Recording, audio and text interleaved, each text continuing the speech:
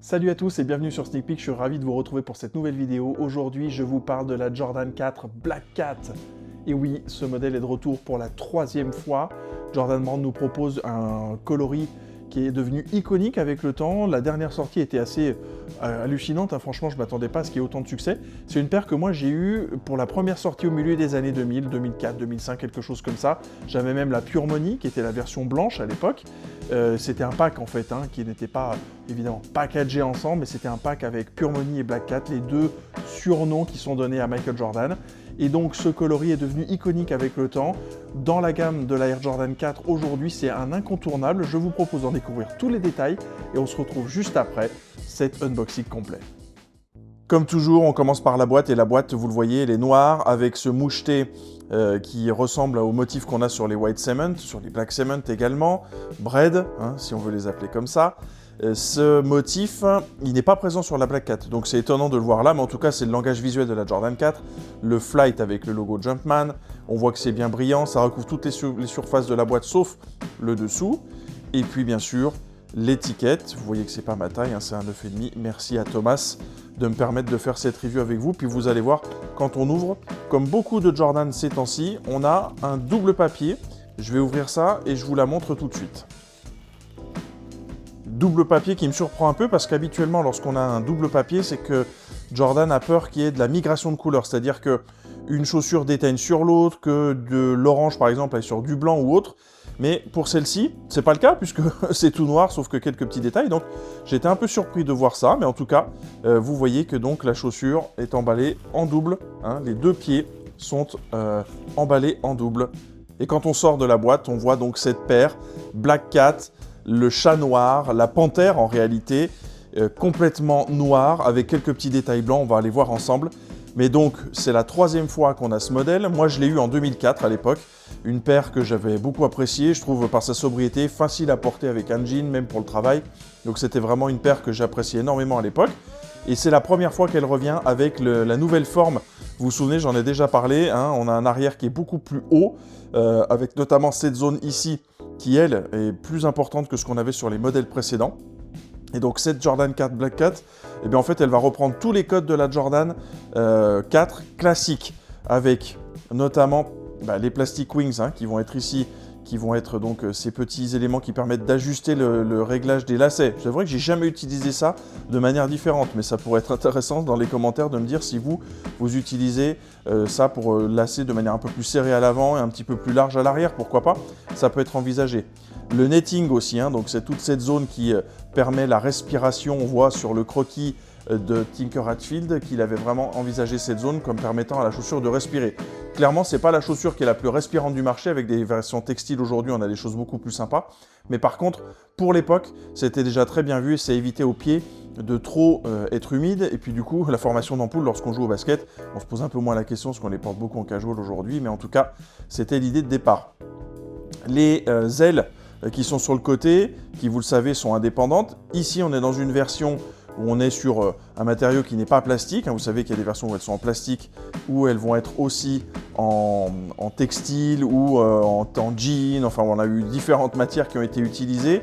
Il y a même eu bien sûr les Union avec un gros triangle de plastique qui avait été choisi sur cette paire-là. Mais donc vous voyez ici que c'est vraiment quelque chose d'assez classique qu'on retrouve sur pas mal d'Air Jordan 4. C'est d'ailleurs assez épais comme c'est bien redoublé. Il y a franchement, c'est pareil, hein, j'en ai pas parlé tout de suite, mais la qualité de la paire est vraiment excellente. Je trouve dans la réalisation, dans les matériaux qui ont été choisis, permet d'avoir vraiment une paire aujourd'hui qui est vraiment d'excellente qualité. Je continue le tour du propriétaire pour m'arrêter sur l'arrière. Et à l'arrière, qu'est-ce qu'on voit? On voit le Nike Air. Et donc pour la première fois sur une Jordan 4 Black Cat, on a le Nike Air qui est proposé ici. Et donc vraiment quelque chose de différent par rapport au modèle qu'on a eu auparavant. Dans les années 2000, vous vous souvenez, hein, c'était le Jumpman à gogo, donc on retrouvait ça de partout. Mais ici, c'est bel et bien la première fois sur la Black Cat qu'on va le retrouver, puisque la rétro précédente était sortie avec un Jumpman. C'est il n'y a pas si longtemps que ça, hein, 4-5 ans, donc du coup, il fallait quand même différencier le modèle. L'autre point, je reprends toujours cette histoire de forme, mais vous vous souvenez qu'ici, c'est toujours un petit peu plus grand maintenant, donc ce qui permet à la chaussure d'être un petit peu plus haute également. On est sur une version où on est en plastique, ce qui est le cas traditionnellement. Par rapport aux SB, vous vous souvenez que les SB, c'était beaucoup plus souple quand je les ai fait en review au printemps dernier. Et puis, rien ici, pas de mention. Il y avait la possibilité d'avoir à l'époque une mention Black Cat, mais qui n'est pas sur cette dernière version. C'est un peu dommage, c'est un petit détail que j'appréciais beaucoup. Si on continue le tour de la paire, on va regarder maintenant le côté intérieur. Eh bien, on voit que c'est la même chose. C'est vraiment très simple et pour le coup, c'est vraiment ce qui fait pour moi la réussite de ce coloris. C'est son côté très simple et qui est fidèle, je trouve, à Michael Jordan, à la Air Jordan en général. On peut avoir des coloris un peu extravagants, mais ici, c'est du noir. C'est simple, c'est sobre, c'est efficace. Alors, j'ai pas parlé aussi de ce petit élément, mais c'est que la semelle intermédiaire, vous le voyez, elle n'est pas mate, elle est brillante. Et donc ça, c'est sur tout le tour, hein, vous l'avez vu, y compris sur cette partie qui ressort que les gens qui ont le pied un peu large n'aiment pas trop, parce que ça vient souvent abîmer le petit doigt de pied à l'extérieur. Vous voyez ici que c'est complètement un noir brillant, en opposition à tout le reste qui est mat. Et donc ces petites touches de brillant, c'est ce qui donne, je trouve, finalement, la touche d'élégance. Si on continue, eh bien, on va passer dessous et on va retrouver la touche de blanc de la paire sur l'extérieur avec le Nike, le logo Nike, par opposition au Jumpman qu'on a eu dans les années 2000. Maintenant, on a le Nike donc qui vient sur cette semelle extérieure. J'avoue que comme c'est une paire qui cherche à être le plus près possible de la version originale, avoir le logo Nike à l'arrière et dessous, je trouve que c'est quand même plus sympa. Sur l'avant, moi, il y a toujours ce petit détail que j'aime beaucoup, ces petites étoiles qu'on retrouve ici, hein, qui sont vraiment, vous le voyez, très nombreuses. Bon, qui vont s'effacer, hein, ne soyez pas surpris, ça va s'atténuer, plus vous allez marcher avec, moins vous allez les voir. Les flex grooves, c'est-à-dire ce qui permet à la chaussure de se plier, hein, donc lorsqu'on va marcher, lorsqu'on va courir, pourquoi pas avec, ça va permettre un découpage et donc d'avoir quelque chose d'un peu plus souple, qu'on retrouve d'ailleurs même principe sur l'arrière du pied, même si le fonctionnement n'est pas tout à fait le même. Et puis bien sûr, comment ne pas parler de la bulle d'air, hein, donc il y a de l'air à l'avant et à l'arrière sur cette paire. Et donc vous voyez ici qu'on a une petite bulle d'air très sympa.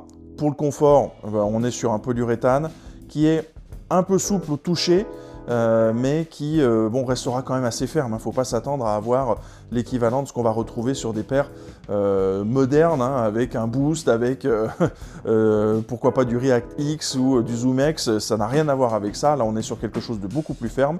On peut changer la semelle intérieure, pourquoi pas. Mais en l'occurrence, le confort de l'époque est quand même là. Et avec les différentes itérations aussi, on a pu voir des choses un petit peu qui ont changé quand même sur cette partie-là. Donc, c'est vrai que c'est une paire qui, je dirais, est assez facile à faire en review parce qu'on a un coloris qui est complètement noir, quelques petits détails très subtils ici et là, mais qui sont vraiment très simples. Et pour le coup, le storytelling, il a été très simple et très efficace dès le départ sur cette paire de Air Jordan. L'un des éléments, évidemment, qu'il ne faut pas oublier, c'est le logo. Alors vous voyez que lui, il est légèrement gris, hein, pour faire du ton sur ton. Ce logo Jumpman avec le Flight ici. Et bien sûr, à l'arrière de la languette, on a toujours l'étiquette Air Jordan qui est présente à l'envers, hein, puisque certaines personnes le portaient à l'envers. Je reviens à la Union dont je parlais tout à l'heure. Vous vous souvenez que la languette était cousue, hein, il y en a qui l'ont décousue d'ailleurs, mais ça permettait de voir le Jordan dans le bon sens. Hein, c'était des petites choses des années 80, des subtilités qui ont été faites par les vrais aficionados de l'Air Jordan 9, qui est sorti donc en 89 et qui a continué son run en 90. La semelle intérieure, vous la voyez, c'est une semelle en Dreamcell, c'est très fin, c'est très léger, c'est même pas du polyuréthane, c'est un peu dommage, mais bon, on va dire que le confort, on le connaît, hein, comme je disais tout à l'heure, c'est très ferme sur une Air Jordan 4, donc ce que je peux vous conseiller peut-être, si vous la portez, ou si vous envisagez de la porter beaucoup, ça va être d'avoir recours à une semelle intérieure pour pouvoir vous garantir un confort qui sera un petit peu supérieur. Le dernier point, évidemment, c'est le fit. On est sur du true to size sur la Jordan 4. Attention toujours donc pour les pieds un peu larges avec cette partie-là, peut-être pourquoi pas partir sur une demi-pointure de plus.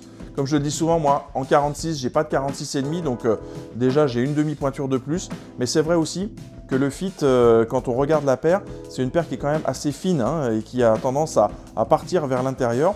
Et donc, logiquement, je trouve qu'aujourd'hui, cette paire, si on peut l'essayer déjà en magasin, ça a été le cas, j'ai vu pas mal de Jordan 4 Rare notamment traîner dans les rayons sur les étagères, donc n'hésitez pas à aller l'essayer pour connaître votre pointure en Jordan 4. Ce que je vous recommande, c'est un true to size avec un essai si possible de la paire pour au cas où vous auriez le pied un petit peu plus large. L'Air Jordan 4 Black Cat aura marqué cette fin d'année 2025, mais c'est le modèle Air Jordan 4 qui aura marqué toute l'année. Je vous prépare d'ailleurs une vidéo spéciale où on va récapituler l'impact de ce modèle, la 4, sur toute cette année 2025, sur pourquoi pas aussi sa place dans la culture aujourd'hui de la sneakers. On entend beaucoup de choses, franchement, moi ce que je pense aujourd'hui c'est que les passionnés, les gens qui regardent ma chaîne, comme vous, comme toi qui est en train de regarder cette vidéo en ce moment, tu sais qu'il y a certains modèles qui ont des valeurs iconiques et puis qu'il y a aussi de nouvelles icônes qui peuvent apparaître. Cette Jordan 4 Black Cat, au départ, c'était pas vraiment une icône. Au milieu des années 2000, c'est un modèle qui était recherché mais sans plus. En 2020, c'est devenu une icône.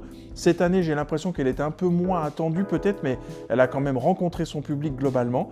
Et donc, franchement, j'étais vraiment ravi de pouvoir vous proposer une review. Encore merci à Thomas pour m'avoir prêté cette paire pour pouvoir faire la review. En attendant la prochaine vidéo, je vous invite à liker, commenter, partager le contenu, bien sûr, vous abonner à la chaîne, c'est important. C'est comme ça que mon contenu sera vu par le plus grand nombre de personnes. Et puis bien sûr, avant la prochaine vidéo, je vous dis à bientôt sur Sneak Peek. Bye!